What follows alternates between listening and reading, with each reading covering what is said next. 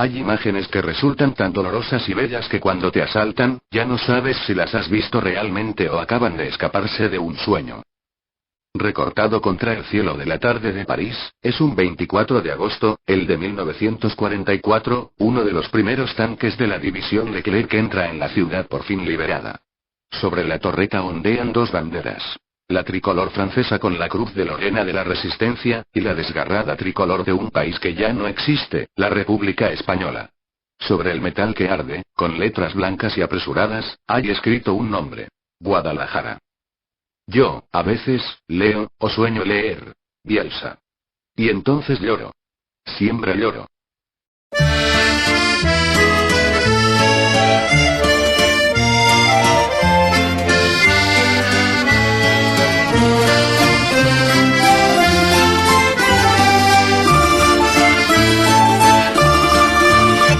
Tu nombre no sé, nunca lo he de saber. No he hablado contigo y ya no hablaré. Ni tan siquiera sé si tu casa está en pie o al faltar tú y los tuyos a tierra se fue. Solo sé que al partir se te vio sonreír otro niño soldado que juega a morir. Viendo a madre sufrir, te abrazaste al fusil. El futuro era negro, la mañana gris. Con la 43, padre, no llore usted, por el mundo en que creo, con fe lucharé. No pienso vivir sus inviernos sin fin, ni arriar tricolores, banderas de abril. De escalón a Parzán, nada te hizo reblar, de trinchera en trinchera, avanzando hacia atrás. Resistir es ganar, bastará un día más, y por junio en las mugas pudiste llorar. No fue fácil deciros adiós, pobres sueños en ruinas, adiós. Casas bombardeadas, adiós. Días de sangre y pólvora, adiós. Chamineras en llamas, adiós. Camaradas y amigos, adiós. Sucias páginas rotas, adiós. A la falsa recuerdos y adiós. Volvió a amanecer, ¿quién lo iba a creer? Te mirabas sobrarme por última vez. Volvió al boreal, ¿quién lo iba a pensar? Y la bolsa de Bielsa llegó a su final. Te tocaba jugar, a qué carta apostar, el exilio delante, la guerra detrás. El destino feroz, su jugada cantó. Tras la guerra el exilio, otra guerra peor. Y no era un farol, pero no les sirvió. Encontraste otro idioma, otra patria, el amor. Supiste sufrir y venciste por fin. Bajo dos tricolores entraste en París. ¿Cuánto tiempo hace ya? Y de ti nada más. ¿Qué destino burlón te impidió regresar? Descubriste tal vez que no basta volver. Los recuerdos y Bielsa no dejan de arder.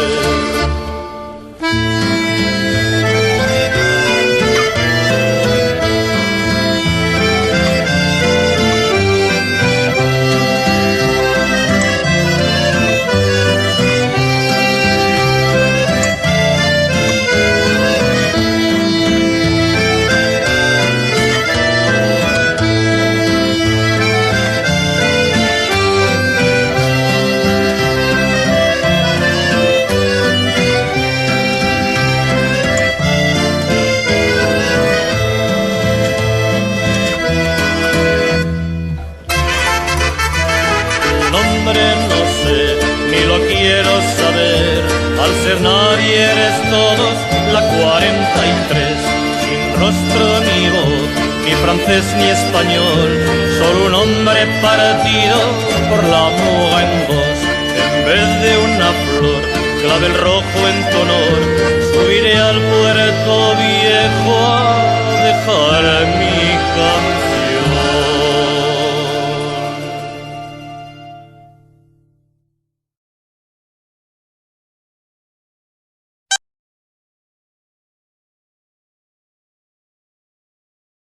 Estamos con Eugenio Monesma, uno de los, yo diría que el más grande documentalista que hay en España.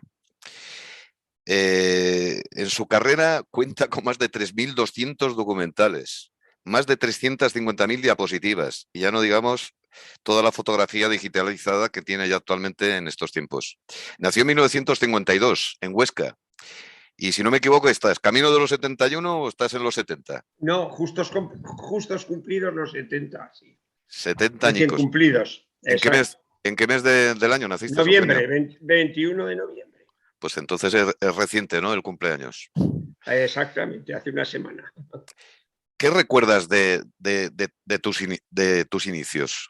Allá por Pues, principios de sí, los 80 era, ¿no? Más o menos. exacto. Bueno, los inicios fueron en el año concretamente 79-80, que me dediqué a hacer cine antibelicista, es decir, con muñecos de plastilina, figuras de ajedrez, pero siempre la temática era esa, antibelicista, pacifista. Entonces hubo un documental, un corto de ficción, de animación, que era sobre un tablero de ajedrez, se tituló Jaque de Reyes, y con ese obtuve bastantes premios, lo cual me permitió costearme mi trayectoria de cine en aquel tiempo.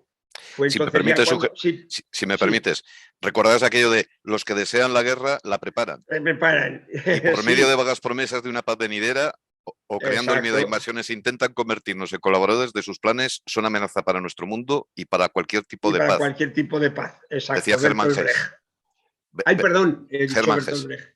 Brecht. Germán Hess, sí. ¿Qué, Entonces, qué ese recuerdas era. de aquella animación tan montada y Uf, tan... hombre, recuerdo mucho porque como mi hijo tenía en ese momento 1 año y medio o 2 años, pues teníamos que grabar por la noche, porque claro, tenía todo el tablero montado con las figuras del ajedrez y él se dedica, claro, y él si estaba despierto y demás, pues se ponía a jugar con las figuras y me nos tropeaba todo el tablero, con que lo teníamos que esconder, tal cual se había quedado en la última escena, acostarlo a dormir y entonces por la noche con mi mujer nos poníamos a grabar. Sí. Además era curioso porque, claro, no tenía dinero y me hice con unas latas me hice 4 focos con unas latas de la papilla de mi hijo, pues me hice 4 focos con unas bombillas y tal. Bueno, una situación muy precaria, por supuesto. Y esos focos estaban enfocados al tablero de Al ajedrez, ¿no? tablero del ajedrez. Y Exacto. el movimiento de animación tendría que ser casi, diríamos, milimétrico, ¿no? Poquito a Claro, poquito, ¿no? claro. A 24 imágenes por segundo, pues lo que sí que hacía era hacía en vez de a 24, lo hacía a 12. Es decir, cada segundo movía un poquitín hasta que conseguía pues ese tempus del movimiento. Luego ya vino también, luego empecé con muñecos de plastilina. También hice entonces Soldado Azul, Soldados de Papel, A la luz de la locura. En fin, hice varios documentales de esa temática, siempre antibelicista. Sí. Empezaron entonces a llegar los primeros premios, ¿no? Algo que me imagino que te levantaría la moral para continuar hacia adelante, ¿no?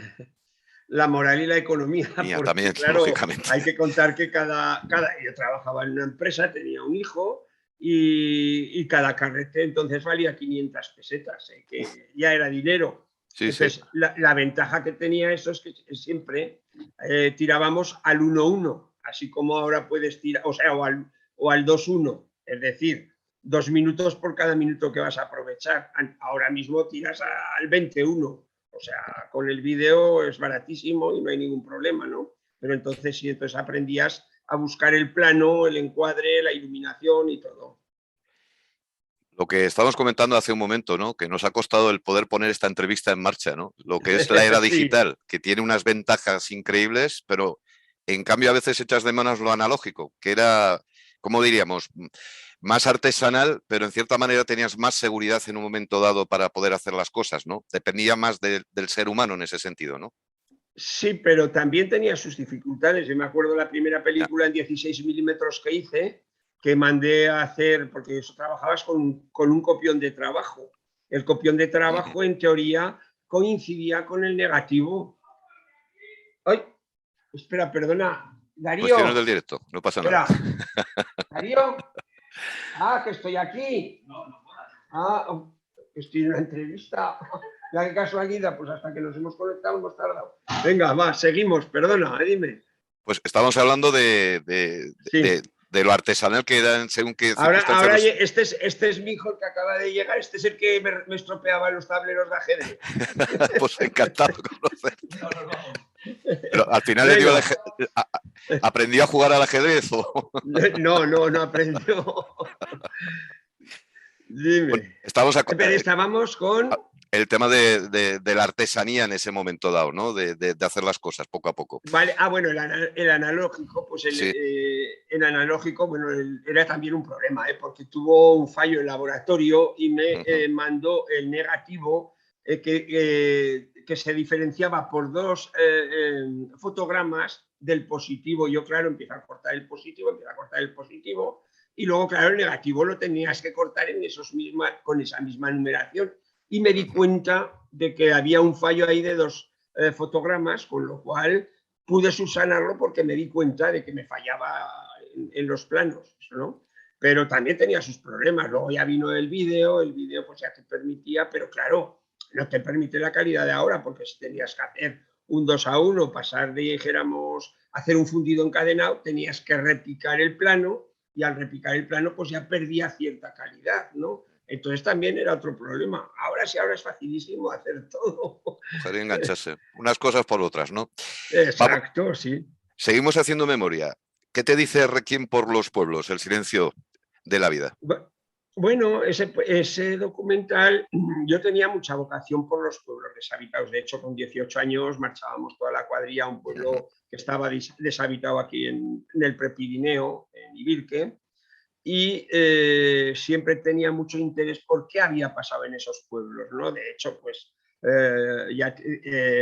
fue esto en el año 71-72, que, bueno, mi afición era ir. Y luego me fui con el pastor, allá a ese mismo pueblo, me fui una semana con él en plenas fiestas de Huesca. O sea, con 18 años, imagínate un chaval que se va de pastor a convivir con las ovejas y con el pastor y todo. Bueno, eso era mi vocación. Entonces, claro, vi que se estaban perdiendo todos estos pueblos y fue cuando hice este pequeño documental, un corto, que se titula así, Requiem por unos pueblos. Fue esa época ya la que empezaba también a vincularme con el Instituto Aragonés de Antropología, ¿vale? Y entonces yo ya tenía cierto interés por la etnografía, ¿vale? Ese es el momento del año 82 en el que empiezo a moverme en el mundo de la etnografía.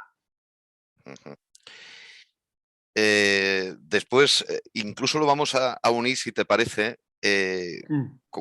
con la tecnología que hablas, ¿no? Por un lado, la etnología y también la tecnología que ha ido acompañado a lo largo de toda tu carrera, ¿no? Porque has ido avanzando en ambos sentidos, ¿no? Llegamos a Navateros en 1983 Sí. y sin duda me da la sensación que es un inicio más fuerte, ¿no? Dentro de lo que es la producción. Exacto. ¿Qué nos puedes recordar, sobre todo también el accidente y la compañía de seguros que se lo trajo? Pues eso lo sabías. Vale, lo sabes. Bien, sí, y bueno, mira, casualmente esta semana la UNESCO ha declarado bien de interés de patrimonio inmaterial el descenso de la madera por los ríos, tanto la de aquí como también la de Navarra, los almadieros, los rayers, los barranqueadores, que hice una película sobre los barranqueadores en el río Irati, todo eso lo han declarado ahora patrimonio inmaterial. Bien, bueno, los recuerdos son muchísimos, como has dicho bien, tú, es el accidente, pero la anécdota importante era que cuando ya teníamos todo preparado para hacer el descenso, pues Ángel Gari se dio cuenta, la mujer de Ángel Gari se dio cuenta de que quién corría con esos riesgos si pasaba alguna cosa. Y entonces rápidamente hubo que ir a las agencias de seguros hasta que una agencia Pues claro, ibas y les decías, bueno, a ver, ¿qué se puede poner esto? Bueno, pues se puede poner en deporte de alto riesgo, vale. A ver, nombre, Luis Payaruelo, edad, 62 años. Claro, ya no lo quería ninguna compañía, hasta que al final encontramos una y ya nos hizo un seguro. Pero afortunadamente no hubo que necesitarlo, pero hubo un momento que casi hubo que necesitarlo, porque un abatero cayó al agua y ahí hubo un momento de tensión, casi de un minuto, en el que al final salió y tuvimos la suerte de que en la zona donde cayó era una abadina bastante honda Y, y no tuvo problema, porque es que si no lo hubieran aplastado los maderos, claro. bueno, por lo menos al final el documental salió bien Sí, y bueno, luego llegasteis. lo premiaron en Palermo, en Italia, en un festival de cine antropológico del Mediterráneo, tuvo bastantes premios, lo llevamos a la Universidad de Lomonosov en Moscú, en fin, varios, sí, tuvo bastante movimiento ese documental. Llegasteis a buen puerto y a buena orilla, ¿no? Exactamente, sí, como se suele decir. En esos instantes, ¿qué tipo de cámaras se utilizaban? A ver, esa era una cámara Super 8, era una EUMIG 600 que tenía yo en aquel tiempo. Había tenido otra más pequeña, pero luego ya me pude comprar con algún premio, me pude comprar una EUMIG 600 y con carrete de Super 8, claro, hasta que ya pasé al 16 milímetros, que eso ya fue en el año 86. Pude hacer 5 documentales de 16 milímetros que claro, uno precisamente en las Islas Canarias, en Gran Canaria, sobre la romería del Valle de Agaete, y estos los vendía Televisión Española. Me compré Televisión Española en aquel tiempo, esos 5 documentales. Con lo cual ya va reponiendo la economía. Y año a año, pues desde oficios perdidos, fogones tradicionales, construcciones Sí, tradicionales, vestimenta sí, bueno, tradicional, madre mía, instrumentos musicales, eh, sí. verdaderamente oficios de antaño, ¿no? Que se podrían denominar y también Uh-huh. tradición, ¿no? Pero no solamente a nivel Exacto. de Aragón, sino a nivel de toda España, a lo largo de A todos ver, estos claro, años.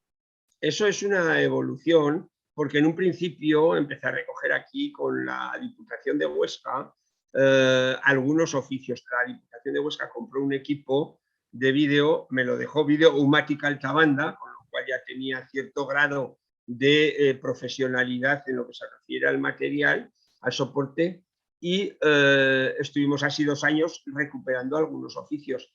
Unos oficios que también había que costear a la gente que te los hacía, por ejemplo, cultivar el cáñamo. El cultivo del cáñamo requería que había que conseguir la gente que te cultivara el cáñamo, pero eso había que pagarlo, ¿no?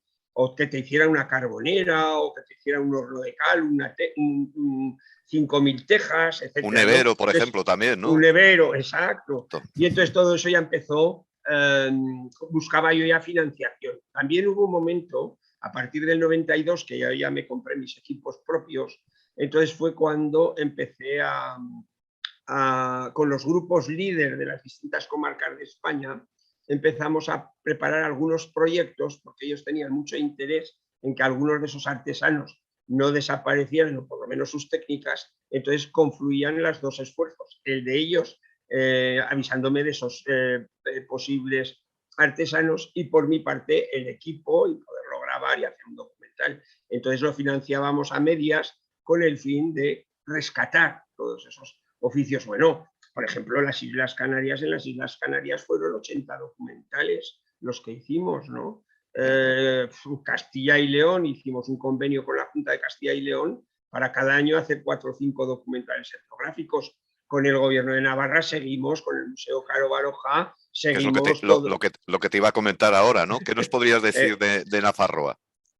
Pues hay muchísimos, llevamos me parece que 60 documentales con Susana Irigaray, que es la directora ahora me parece de museos, la directora general de museos, pero vamos, es la directora del Museo Julio Caro Baroja desde hace 20 años aproximadamente. Venimos colaborando en este sentido y hemos hecho, ya te digo, unos 60 documentales. Este día 15 precisamente de diciembre a las En la 7 de la tarde en Filmoteca. la Filmoteca, exacto, presentamos la del contrabando y evasión en el Pirineo Navarro.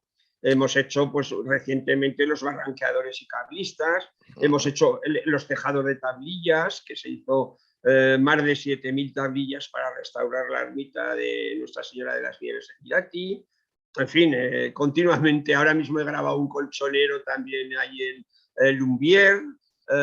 Hace pocos días en Burguete también hicimos una meta de helechos, cómo se almacenaban los helechos. En fin, que hay un contacto muy directo con Navarra. Y sobre todo la participación siempre de toda la gente que ha sido artesana de todos estos oficios, ¿no? Que algunos Sí. se están perdiendo, pero otros sí, en cambio, pasan de generación en generación. A lo mejor son los más necesarios, ¿no? Para aquella gente que aún lo sigue conservando. Porque, como bien comentaba, no sé, segadores, espliego, carbón vegetal, cal, cáñamo, etcétera, ¿no? Yo vi uno que antes te lo estaba comentando, que me quedé totalmente alucinado y era cómo se hacía un nevero, que parecía cosa... Sí, eso lo hicimos en dos ocasiones. Una ocasión fue aquí en un pueblo, se llama Un Castillo, que la asociación de allí de Un Castillo habían restaurado el nevero, y entonces propusimos la idea de hacer todo el proceso de acumular la nieve, también con la colaboración de un arqueólogo que había investigado los pozos de nieve de Fuendetodos, y entonces esperamos a que hubiera una nevada para poder hacerlo, que ahí es otra anécdota, porque justo un día que nevó fue el equipo rápidamente a amontonar la nieve, pero era un montón pequeño, y tuvimos que comprar un camión de nieve en las pistas de esquí, traer un camión de nieve y con eso rellenar el pozo, pero se consiguió. Y luego hay otro también que lo hicimos en Tierra Estella, en las Amezcoas, hicimos también, pero eso era en los pozos de hielo naturales, es decir, las grietas que hay en la montaña, que las utilizaban para hacer pozos de hielo. Claro, esas en vez de paja, lo que ponían era helechos para separar las capas de hielo. Ahí también ese fue muy bonito, porque luego hicimos el proceso de cómo se hacían los helados, cómo se utilizaba, etcétera. Oye, algo que tiene que ver mucho también con la zona de Navarra, ¿no? Por ejemplo, una película que es Tasio.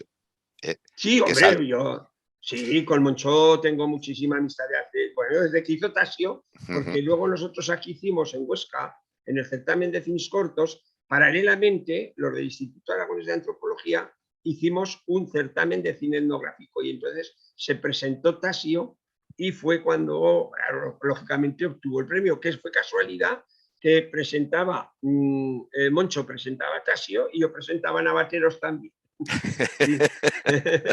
Sí, en 16 milímetros. Sí, que la hinché a 16 milímetros, claro. Sí. Coincidencias, ¿no? De la vida. A veces. Coincidencias, pero además Y sí, con Monchos y con Oria, Oria también. Sí. que parecía fácil, ¿eh? Pero complicadísimo, ¿eh? Sí, Complicado. sí, sí. Y la atención que habría que tener también, ¿no? Para hacerlo. Efectivamente, sí. Toda. Volvemos otra vez un poco hacia lo que sería más o menos el medio del camino, y nos encontramos en que continuaste, pero ya hacia también otro tipo de documentales, ¿no? La España Sí, prodigiosa, por ejemplo, biografías, ¿no? exacto, sí, bastantes. Ramón J. Sender, Juan Fernández de Exacto. Heredia, Joaquín Costa, Joaquín Félix de Costa. Azara. ¿Qué recuerdos tienes? Bueno, a ver, esos documentales, la verdad, me enseñaban a buscar documentación en archivos, con lo cual se me ha creado ahora una afición a ir al Total. archivo, que cada 2 días, 2 mañanas a la semana voy al archivo a buscar documentación y investigo sobre diferentes temas, ¿no? Pero de eso sí, los recuerdos, claro, cada uno es diferente, ¿no? Pero, por ejemplo, el de Joaquín Costa sí, porque en ese sí que tuvimos que hacer una ficción de un niño, cuando Joaquín Costa era niño, luego hacerlo cuando era más Mayor. adolescente, etcétera, ¿no? Y bueno, y sobre todo entrevistas, documentación, eso es lo más importante. Esa es una etapa. Pero luego Eh, ya sé que, sí, dime. eh, Sobre lo que estabas comentando, ¿no? De lo que es Joaquín Costa de niño a mayor, ¿no? Y cómo se Exacto. desarrolla toda la vida. Esto también acontece en otros documentales, ¿no? La Sí. preparación que tenéis que hacer son varios pasos, y parece que todo está hecho cuando una persona se sienta a ver un documental, pero por detrás hay muchísimo trabajo. Así brevemente, ¿nos podrías explicar qué es lo que hay que hacer? ¿Qué es lo que no se ve, lo que se hace, ¿sabes? Detrás de las cámaras. Uy, es difícil. Bueno, en Joaquín Costa, por ejemplo, jugué con dos voces, la voz del narrador, por un lado, pero luego la voz de Joaquín Costa, graves, dijéramos, ordenada, muy clara, en el sentido de que con las ideas muy claras cogíamos párrafos y los doblábamos con un locutor profesional que tenía una voz preciosa también, no lo recuerdo ahora el nombre, ¿no? Pero vamos, en este caso es documentarte. A partir de documentarte es contar la historia. Por ejemplo, recuerdo Joaquín Costa cuando nace, el nacimiento de Joaquín Costa, porque claro, está que sí nació en Montón, pero enseguida fue a Graus, etc. Bueno, entonces, joder, ¿cómo hago el nacimiento? Y se me ocurrió un día de esos amaneceres del mes de noviembre que sale el sol rojo, las nubes, y entonces joder, dije, voy a ver si pillo un amanecer bonito. Joder, pillé un amanecer que parecía un útero materno. Cuando salía el sol parecía un útero materno y da una sensación efectivamente del El nacimiento de alumbramiento, Joaquín ¿no? Costa. El Claro, alumbramiento, ¿no? el alumbramiento, exacto, pues eso. O sea, eso se van ocurriendo las ideas sobre la marcha. También te puedo decir que cuando estoy con documentales de ese tipo, ahora no tanto, pero cuando estoy con documentales de ese tipo, bueno, con los barranqueadores mismo, la que vamos a presentar en Navarra, esa estás durmiendo y te despiertas y se te ocurre, esta frase, Vamos a ver. este párrafo hay que ponerlo, o este conviene no ponerlo, en fin, que estás todo el día pensando en la misma historia. O sea, hay un script, pero aún así siempre hay una evolución, ¿no? De lo que se tiene más o menos preparado y después, claro, está a lo que es el producto sí. final, ¿no? Cambias muchísimo, o sea, sobre todo en una biografía vas cambiando. De momento tienes un esquema general de lo que vas a contar, o sea, de cómo vas a desarrollar la historia, generalmente de forma cronológica y tal, pero llega un momento en que vas variando, o sea, se te van ocurriendo ideas, o a lo mejor, vamos, como es un proceso de a lo mejor de 4, 6, 8 meses, pues en ese momento, ostras, ves no sé, una película que veas, un cartel, o lo que sea, y ostras, y te inspira. Por ejemplo, Jaque de Reyes, a mí me lo inspiró un cartel en el Festival de Films Cortos, Ciudad de Huesca, en el año 79, que era un cartel polaco y era simplemente un peón de ajedrez que había caído sobre el tablero y de la cabeza le salía sangre. De ahí me monté yo toda la historia, claro. Por eso que te digo, estás en un proceso y cambias 50 veces, claro. Vamos haciendo un poco de feedback, si te parece, ¿no? Llega un momento en que la productora, incluso me hizo mucha gracia, ¿no? En la entrevista que te realizaba uno de tus hijos, ¿no? Que comentabas que fuiste pasando de un piso pequeño a uno más grande hasta que al final dijiste, o pilla aquí una nave o es que esto es imposible de hacer. ¿Qué recuerdas de ese baño y de los locutores que se sentaban en la taza del váter para hacer la grabación?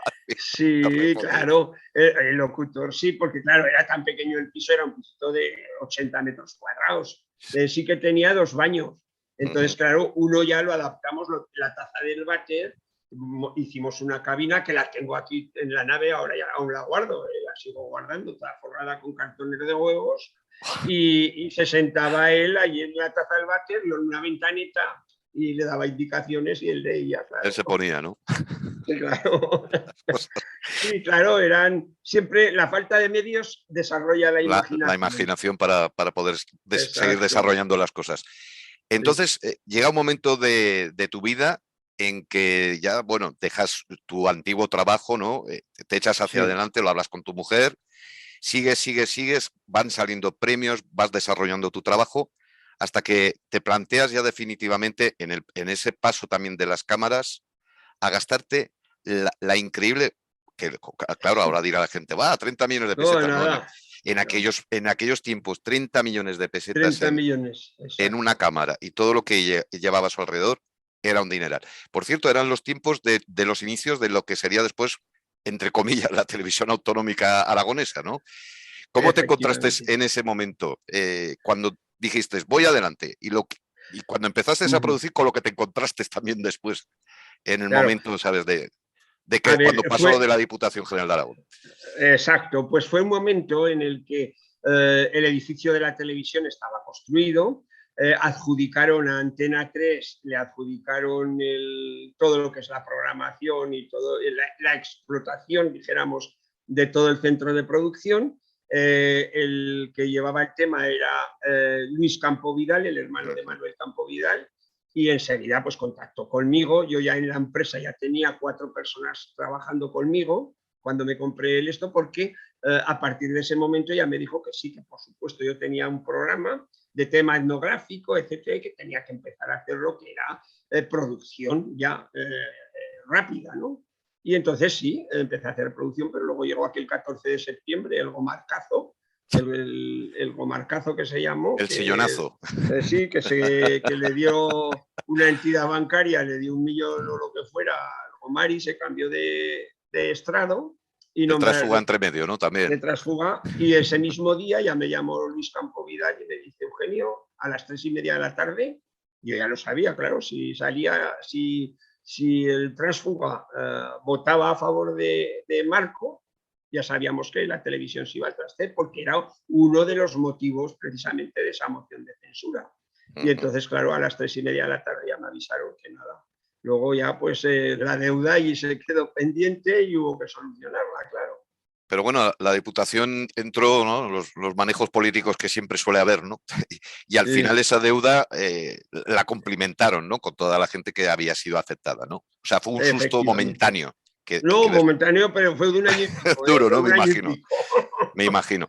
30 millones de pesetas y entonces la cámara ya era la Betacam.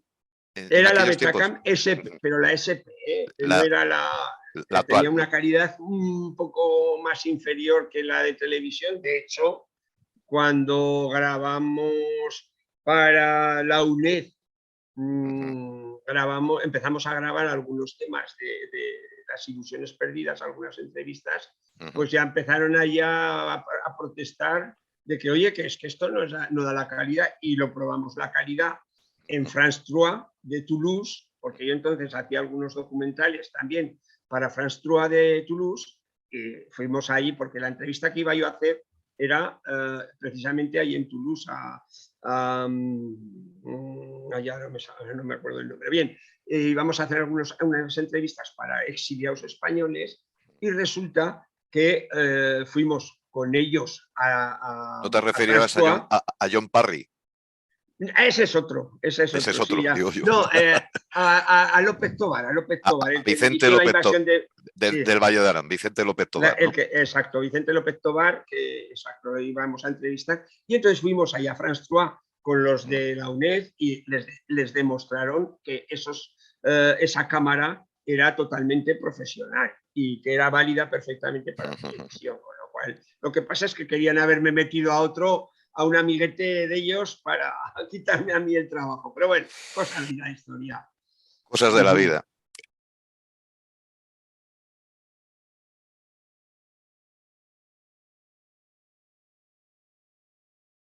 Precisamente en las Islas Canarias, en Gran Canaria, sobre la romería del Valle de Agaete, y esto los vendía Televisión Española. Me compré Televisión Española en aquel tiempo, esos 5 documentales.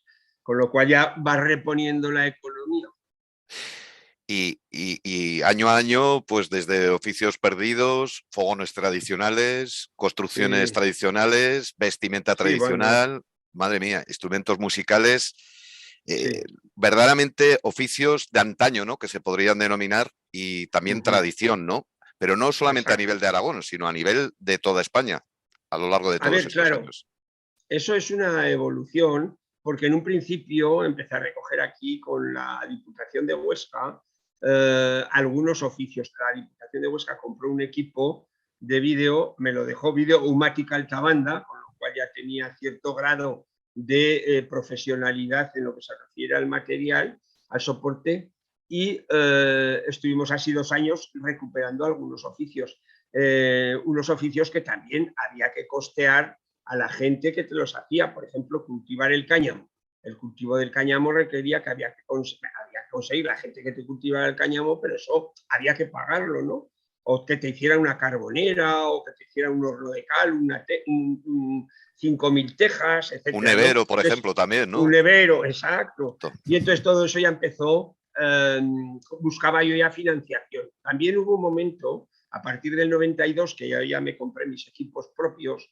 Entonces fue cuando empecé con los grupos líder de las distintas comarcas de España, empezamos a preparar algunos proyectos, porque ellos tenían mucho interés en que algunos de esos artesanos no desaparecieran, o por lo menos sus técnicas, entonces confluían los dos esfuerzos, el de ellos avisándome de esos posibles artesanos y por mi parte el equipo y poderlo grabar y hacer un documental. Entonces lo financiábamos a medias con el fin de rescatar todos esos oficios. Bueno, por ejemplo, las Islas Canarias, en las Islas Canarias fueron 80 documentales los que hicimos, ¿no?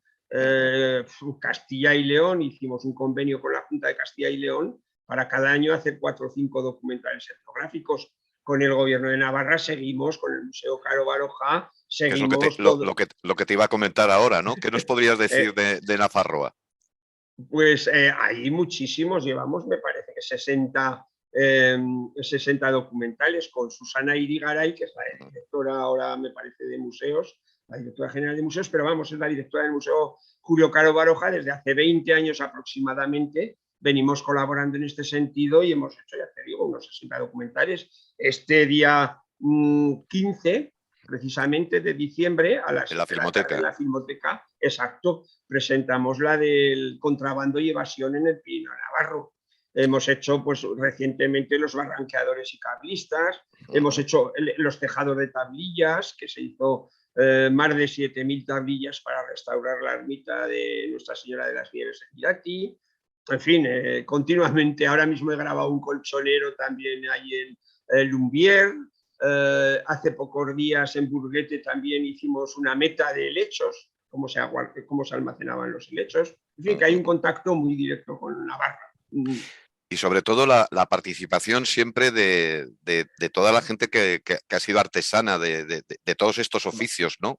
Que algunos se están perdiendo, pero otros sí, en cambio, pasan de generación en generación. A lo mejor son los más necesarios, ¿no? Para aquella gente que aún los sigue conservando. Porque, como bien comentabas, no sé, segadores, espliego, carbón vegetal, cal, cáñamo, etcétera, ¿no? Yo vi uno que antes te lo estaba comentando, que me quedé totalmente alucinado y era cómo se hacía un nevero, que parecía cosa... Sí, eso lo hicimos en dos ocasiones. Una ocasión fue aquí en un pueblo que se llama Un Castillo, que la asociación de allí de Un Castillo habían restaurado el nevero y entonces propusimos la idea de hacer todo el proceso de acumular la nieve, también con la colaboración de un arqueólogo que había investigado los pozos de nieve de Fuendetodos y entonces esperamos a que hubiera una nevada para poder hacerlo, que ahí es otra anécdota, porque justo un día que nevó fue el equipo rápidamente a amontonar la nieve, pero era un montón pequeño y tuvimos que comprar un camión de nieve en las pistas de esquí, traer un camión de nieve y con eso rellenar el pozo, pero se consiguió. Y luego hay otro también que lo hicimos en Tierra Estella, en las Amezcoas, hicimos también, pero eso era en los pozos de hielo naturales, es decir, las grietas que hay en la montaña que las utilizaban para hacer pozos de hielo. Claro, esas en vez de paja, lo que ponían era helechos para separar las capas de hielo. Ahí también ese fue muy bonito porque luego hicimos el proceso de cómo se hacían los helados, cómo se utilizaba, etcétera. Oye, algo que tiene que ver mucho también con la zona de Navarra, ¿no? Por ejemplo, una película que es Tasio. Sí, hombre, yo... Sí, con Moncho tengo muchísima amistad desde que hizo Tasio, porque luego nosotros aquí hicimos en Huesca, en el certamen de cines cortos, paralelamente, los del Instituto Aragonés de Antropología, hicimos un certamen de cine etnográfico y entonces se presentó Tasio y fue cuando, claro, lógicamente, obtuvo el premio, que fue casualidad que presentaba, Moncho presentaba Tasio y yo presentaba Navateros también. Sí. Sí, en 16 milímetros, sí, que la hinché a 16 milímetros, claro, sí. Coincidencias, ¿no? De la vida. Coincidencias, pero además sí, con Monchos y con Oria, Oria también. Sí. Que parecía fácil, ¿eh? Pero complicadísimo, ¿eh?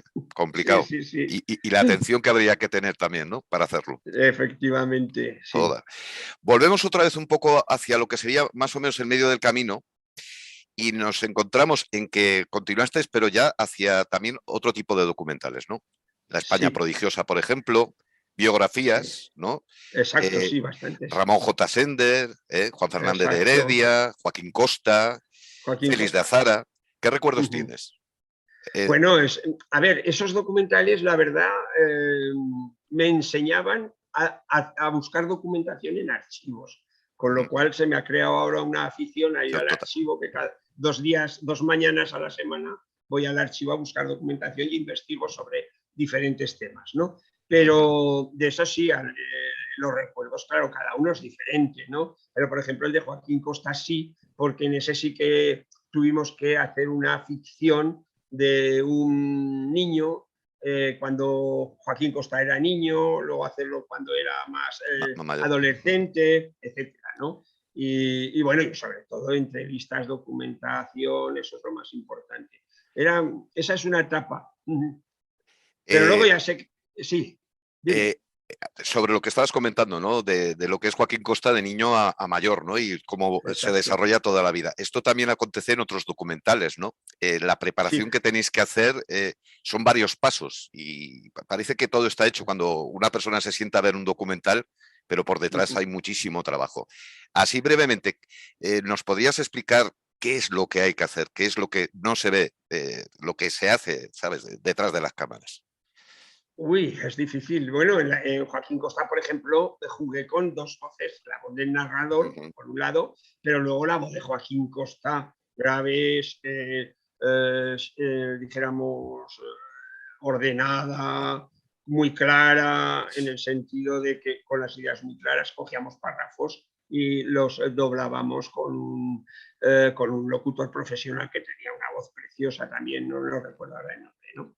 Pero vamos, en este caso es documentarte. A partir de documentarte es contar la historia. Por ejemplo, recuerdo Joaquín Costa cuando nace, el nacimiento de Joaquín Costa, porque claro, está que sí nació en Monzón, pero enseguida fue a Graus, etc. Bueno, entonces, joder, ¿cómo hago el nacimiento? Y se me ocurrió un día, de esos amaneceres del mes de noviembre, que sale el sol rojo, las nubes, y entonces joder, dije, voy a ver si pillo un amanecer bonito. Joder, pillé un amanecer que parecía un útero materno. Cuando salía el sol parecía un útero materno y da una sensación efectivamente El del nacimiento de alumbramiento, Joaquín ¿no? Costa. El Claro, alumbramiento, ¿no? el alumbramiento exacto, pues eso. O sea, eso se van ocurriendo las ideas sobre la marcha. También te puedo decir que cuando estoy con documentales de ese tipo, ahora no tanto, pero cuando estoy con documentales de ese tipo, bueno, con los barranqueadores mismo, la que vamos a presentar en Navarra, esa estás durmiendo y te despiertas y se te ocurre, joder, esta Vamos frase, a ver. este párrafo hay que ponerlo, o este conviene no ponerlo, en fin, que estás todo el día pensando en la misma historia. O sea, Hay un script, pero aún así siempre hay una evolución, ¿no? De lo que se tiene más o menos preparado y después, claro, está a lo que es el producto sí, final, ¿no? Ujú. cambias muchísimo, o sea, sobre todo en una biografía vas cambiando. De momento tienes un esquema general de lo que vas a contar, o sea, de cómo vas a desarrollar la historia general.